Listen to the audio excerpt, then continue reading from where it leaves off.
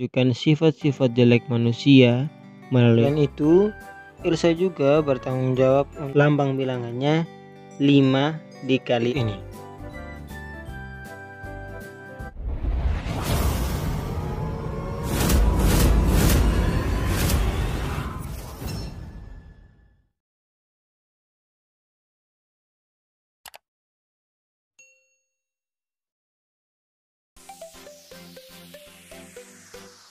Hai, apa kabarnya hari ini? Hari ini kita akan belajar tema 2, menyayangi tumbuhan dan hewan. Subtema 2, manfaat hewan bagi kehidupan manusia. Dengan muatan pelajaran Bahasa Indonesia, PPKN, Matematika, dan SBDP. Materi pembelajaran Bahasa Indonesia. Pada pertemuan sebelumnya kita telah membahas tentang dongeng. Pada pertemuan kali ini kita akan membahas tentang fabel. Fabel adalah cerita yang menceritakan kehidupan hewan yang berperilaku menyerupai manusia. Fabel adalah cerita fiksi atau khayalan belaka. Kadangkala fabel memasukkan karakter minoritas berupa manusia. Cerita fabel juga sering disebut cerita moral karena mengandung pesan yang berkaitan dengan moral. Tokoh-tokoh cerita di dalam fabel semuanya adalah hewan atau binatang. Binatang tersebut diceritakan mempunyai akal, tingkah laku, dan dapat berbicara seperti manusia. Watak dan budi manusia juga digambarkan sedemikian rupa melalui tokoh binatang tersebut. Tujuan fabel adalah memberikan ajaran moral dengan menunjukkan sifat-sifat jelek manusia melalui simbol binatang-binatang. Melalui tokoh binatang, pengarang ingin mempengaruhi pembaca agar mencontoh yang baik dan tidak mencontoh yang tidak baik. Berikutnya adalah ciri-ciri fabel. Ciri-ciri fabel antara lain, tokoh utamanya adalah binatang, alur ceritanya sederhana, cerita singkat dan bergerak cepat, karakter tokoh tidak diuraikan secara terperinci, gaya penceritaan secara lisan, pesan atau tema kadang-kadang dituliskan dalam cerita, pendahuluan sangat singkat dan langsung. Yang berikut adalah jenis-jenis fabel. Dilihat dari waktu kemunculannya, fabel dapat dikategorikan ke dalam fabel klasik dan fabel modern. Fabel klasik yaitu cerita yang telah ada sejak zaman dahulu, tetapi tidak ketahui persis waktu munculnya, yang diwariskan secara turun-temurun lewat sarana lisan. Ciri-ciri fabel klasik sebagai berikut. Cerita sangat pendek, tema sederhana, kental dengan petuah atau moral, sifat hewani masih melekat. Sedangkan fabel modern merupakan cerita yang muncul dalam waktu relatif belum lama dan sengaja ditulis oleh pengarang sebagai ekspresi kesastraan. Ciri-ciri fabel modern adalah sebagai berikut. Cerita bisa pendek atau panjang, tema lebih rumit, kadang-kadang berupa epik atau saga, karakter setiap tokoh unik. Materi pembelajaran PPKN. Pada pembelajaran sebelumnya, kamu telah mempelajari tentang lambang negara Indonesia. Pada pembelajaran kali ini, kamu akan mempelajari tentang pengamalan sila Pancasila dalam kehidupan sehari-hari. Untuk lebih jelasnya, simaklah ilustrasi berikut ini. Elsa memiliki 2 ekor kucing di rumahnya. Setiap hari Elsa memberikan makanan dan minuman. Elsa juga memandikan kucingnya 1 minggu sekali. Selain itu, Elsa juga bertanggung jawab untuk membersihkan kotoran-kotoran yang disebabkan oleh kucingnya. Elsa adalah anak yang rajin, bertanggung jawab, dan penyayang. Sikap yang ditunjukkan Elsa tersebut adalah sikap yang baik dan terpuji.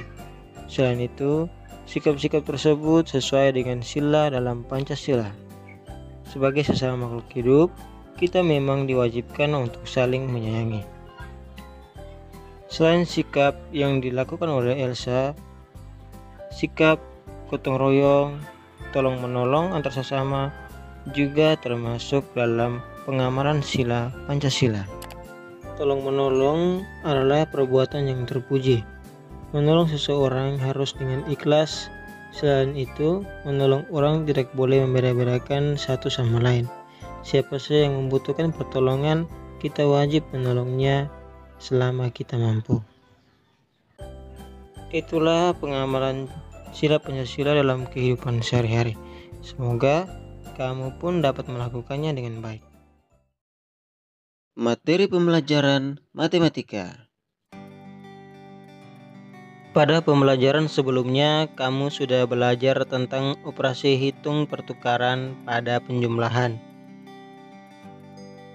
Kali ini kamu akan belajar tentang operasi hitung pertukaran pada perkalian. Operasi hitung pertukaran disebut juga dengan istilah sifat komutatif, yaitu sifat operasi hitung di mana jika bilangan-bilangan yang dihitung ditukar posisinya akan memberikan hasil yang sama. Sifat komutatif tidak berlaku pada operasi hitung pengurangan atau pembagian. Perhatikan contoh operasi hitung perkalian dengan sifat komutatif atau pertukaran berikut ini. Elsa memiliki 20 buah jeruk. Elsa ingin menempatkan jeruk-jeruk itu secara berkelompok ke dalam kantong plastik. Pertama, Elsa memasukkan 5 buah jeruk ke dalam kantong plastik. Kedua, Elsa mengubah banyak jeruk tiap kantong plastik sebanyak 4 buah. Penyelesaiannya, yang pertama, Elsa memasukkan 5 buah jeruk ke dalam kantong plastik. Lambang bilangannya 5 dikali 4 sama dengan 20. Yang kedua, Elsa mengubah banyak jeruk tiap kantong plastik sebanyak 4 buah. Lambang bilangannya 5 dikali 4 sama dengan 20.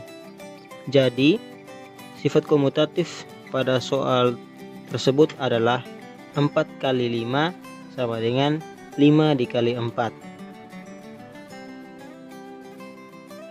Perhatikan contoh operasi hitung perkalian dengan sifat komutatif atau pertukaran berikut ini. 6 dikali 5 sama dengan 5 dikali 6 sama dengan 30. Jadi, bisa dikatakan bahwa 6 kali 5 adalah hasil pertukaran yang sama dengan 5 kali 6, yaitu 30. Materi pembelajaran SPDP. Pada pembelajaran kali lalu, kita telah mempelajari tentang lagu. Pada pembelajaran kali ini, kita akan mempelajari tentang menari menirukan gerak binatang. Gerakan tari adalah bentuk keindahan gerak tubuh. Gerak tari ada yang berupa meniru gerak alam semesta.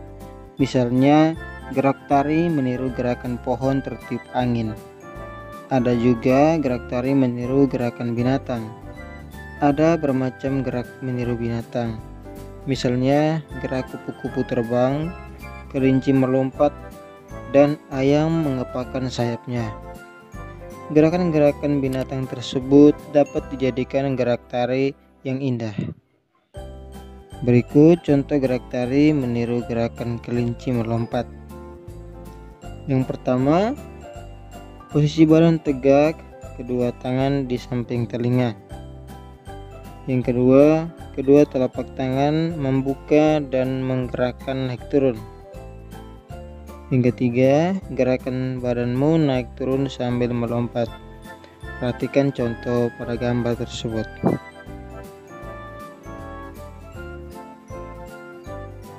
Yang berikut adalah menari meniru gerakan kanguru.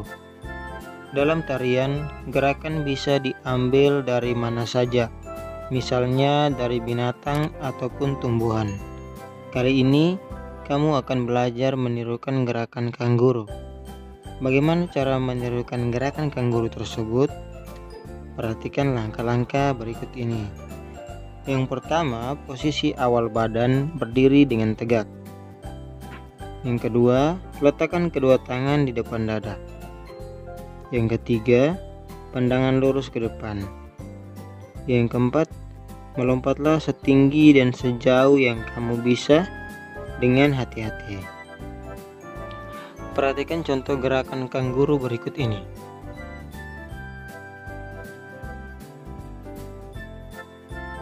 Ya, demikianlah materi pembelajaran kita hari ini. Semoga materi yang disajikan dapat bermanfaat untuk kita semua. Jika kalian mempelajari hal baru hari ini, jangan lupa subscribe dan aktifkan tombol notifikasinya. Sampai jumpa.